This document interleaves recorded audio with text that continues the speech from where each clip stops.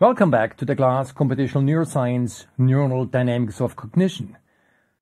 We talk about synaptic plasticity and learning, and I would like to discuss now different forms of plasticity that happen in the brain.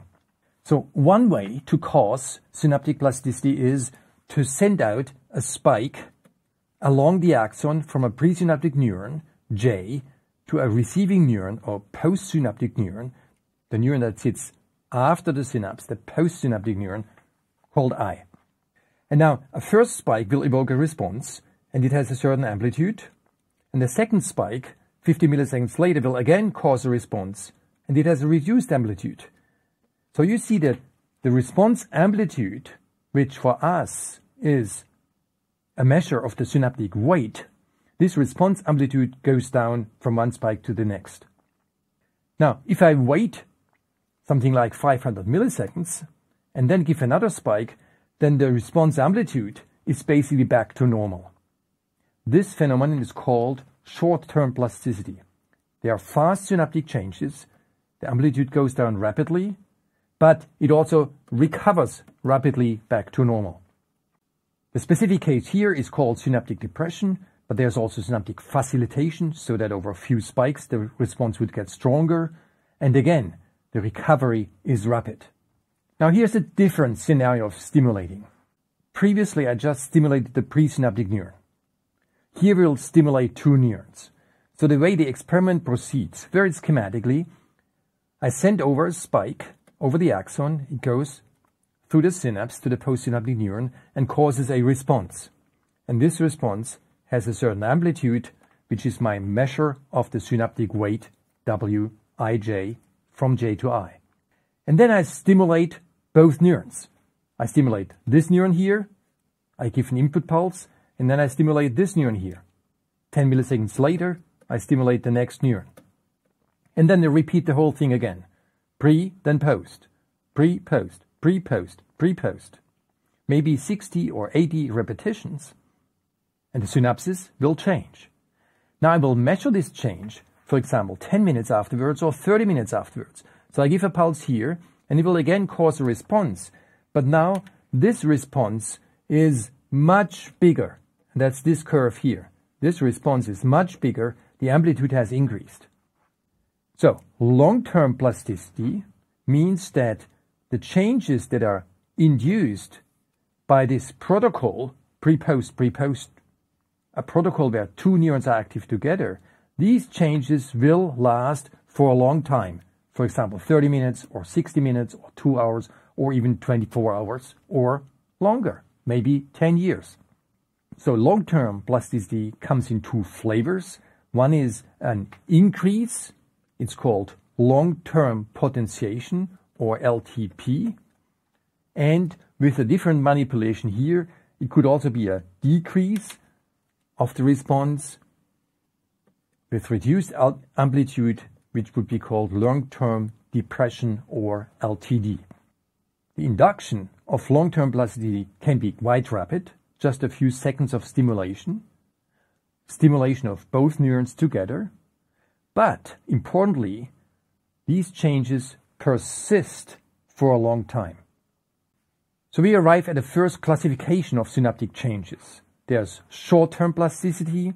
Changes are induced rapidly, but they recover rapidly. Here, changes are also induced rapidly, but they remain over hours. To induce these changes, it's sufficient to just work with presynaptic stimulation. On this side, you need to combine the presynaptic stimulation with postsynaptic activity, postsynaptic deprolation, and we'll see how this works. So the main difference between short-term plasticity is the persistence of the changes. The induction of the changes can be fast in both cases, if the stimulus is appropriate. Now there are other changes related to homeostasis, this slow control mechanism, and in this case the induction of changes is also typically slow. Long-term potentiation is closely linked to the Hebb rule.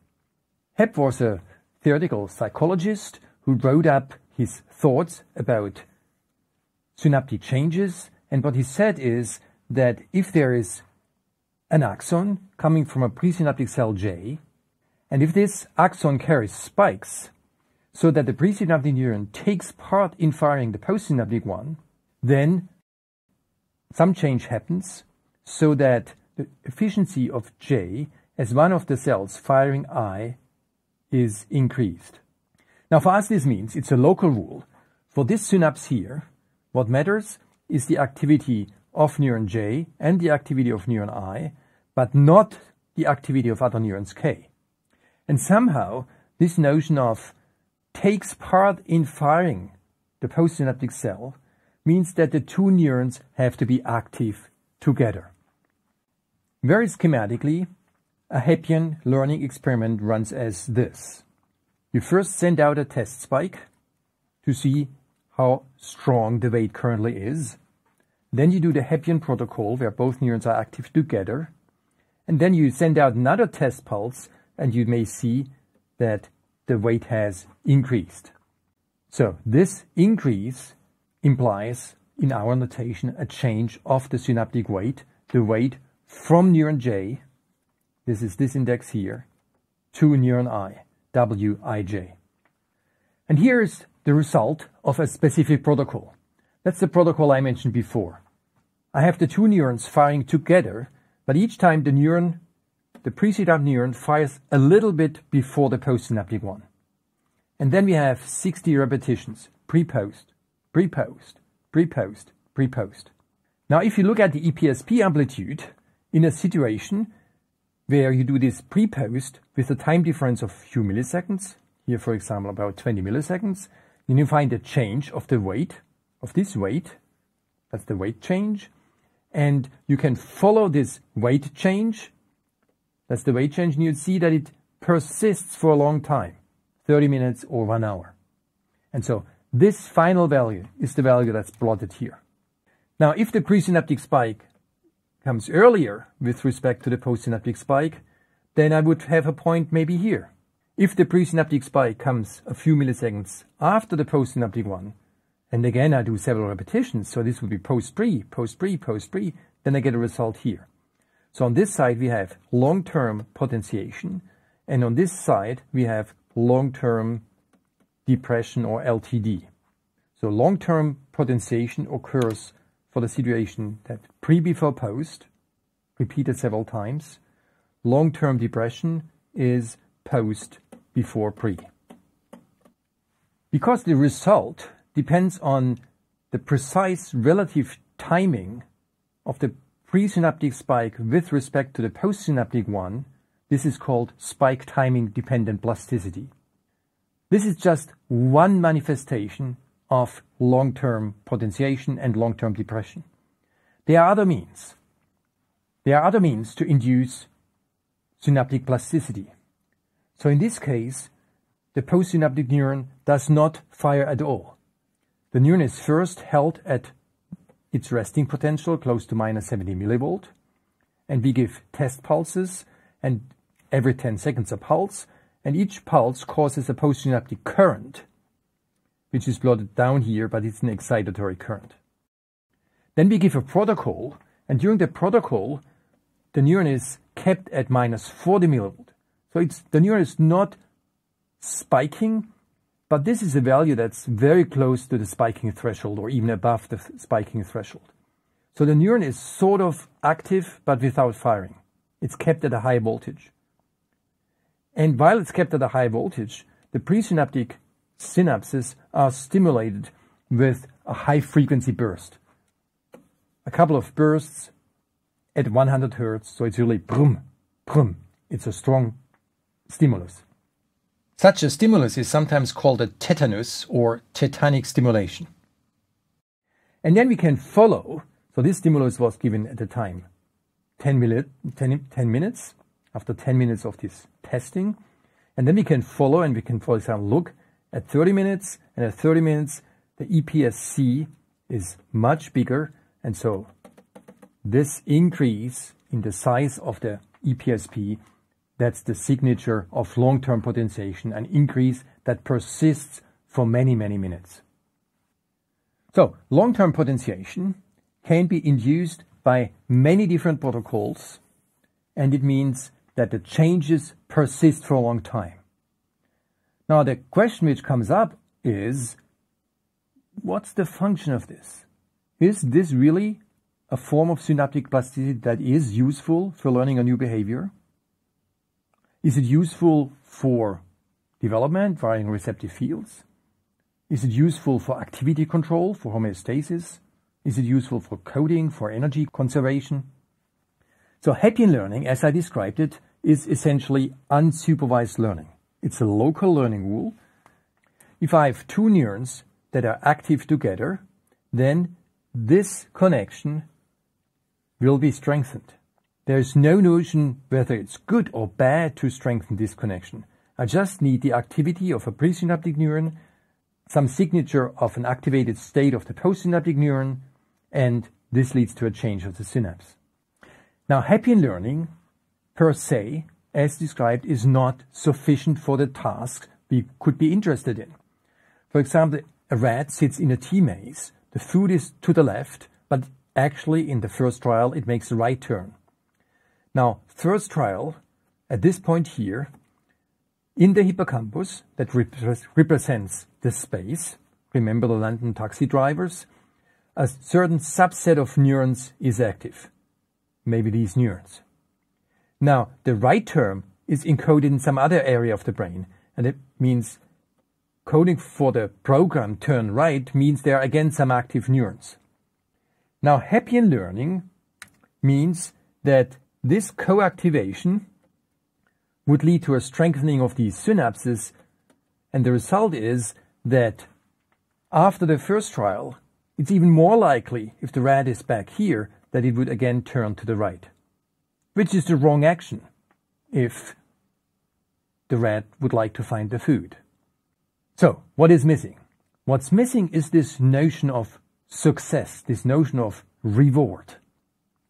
So the way we can think about this is that the co-activation of pre- and postsynaptic neurons here only marks the synapse as eligible for a change. But if no success signal comes, then these synapses will decay back to their normal strength afterwards. Hebbian co-activation leaves an eligibility trace, but per se does not yet change the weights. However, if in some other trial, at the same state here, the rat activates the other program, the one that leads to a left turn, then I have again co-activation, and in this case it would find the food, which means sometime later there's a success signal. And in this case, the synaptic changes will actually be strong. They will be implemented as strong changes. So there's a whole field of reinforcement learning, also called reward-based learning, which comes in different flavors, policy gradient, SACSA, TD learning. And this whole field uses learning rules that basically work with the principles I just discussed. The synapse keeps a memory of the joint activity of pre- and postsynaptic neurons, but the actual change needs a success signal, and this success signal would be reward minus expected reward transmitted, for example, by the neuromodulator dopamine. Now, to put this back in our framework, as before, I have two neurons. If they are activated together, it encodes a Hebbian signal. This signal is stored in the synapse for a very short time, but we need this additional success signal to actually make the synapse change, to actually finalize the synaptic change and learn. So, in the following I will talk mainly about this class of unsupervised learning, Hebbian learning. This is not useful for learning a specific task, a specific behavior, but it is useful, as we will see, for development, for wiring a receptive field, for allocating space in cortex. For the general case, where we want to learn a specific task, we need to have neuromodulators that encode the success in the sense of reward minus expected reward, or just interestingness. Wow, this is surprising. This is novel. I would like to learn this. And in our formalism, I would just write this down by a global signal. Now, what this really refers to are neuromodulatory signals. These signals are generated in nuclei that sit somewhere deep in the brain, and then they have axons that ramify and reach nearly every area of the cortex. Maybe not primary sensory cortex for dopamine, but it's close to a globally distributed signal. Similar, noradrenaline also starts in some deep nuclei and sends out signals via axonal ramifications to many, many different brain areas, to many, many different neurons, to many, many different synapses. The exact role of these neuromodulators is still unclear and under research. Dopamine is clearly involved in reward signaling.